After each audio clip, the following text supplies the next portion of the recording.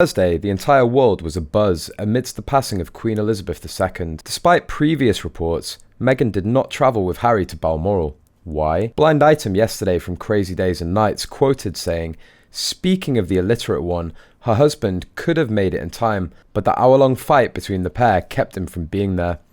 I wonder if this will cause him to rethink that biography. It could explain the changing story of their travel plans and Harry's heartbroken appearance. On Thursday morning, the reports that said that Prince Harry and Meghan were en route to Balmoral at the time, the official word was that the Queen was under medical supervision. Common sense and insider whispers at the time said that she'd already passed, but they were waiting to announce it. It's been confirmed that Charles, Camilla and Anne were at Balmoral when the Queen passed.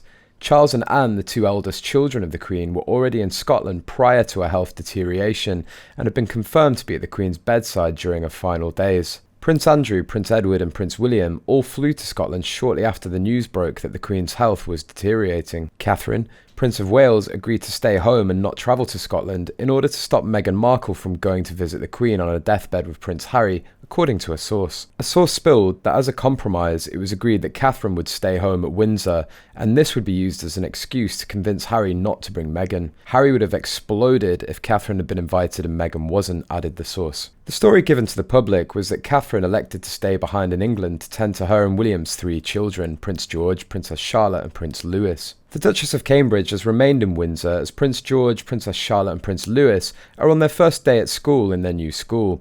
A representative for Kensington Palace said in a statement at the time. Yesterday, Harry was clearly still racked with grief as he arrived back at Frogmore Cottage in Windsor to be reunited with Meghan. Photographs showed him glassy-eyed with his hand over his mouth as, like the rest of the nation, he tried to take in the tragic events. BBC correspondent Nicholas Witchell speculated that they, Harry and Meghan, have concluded that this isn't really a moment for Meghan to be there with other close family members. Royal expert Katie Nicholl told that Meghan, the Duchess of Sussex, was not, we understand, invited to join the family. She said she'll go to Balmoral another time, but I think it's quite significant that Prince Harry travelled to Balmoral on his own without his wife. Her Majesty must have been distraught listening to Markle telling the world the royals are a racist family. There are 50 non-white countries in the Commonwealth, and the Queen respected all of them. These nations loved her too.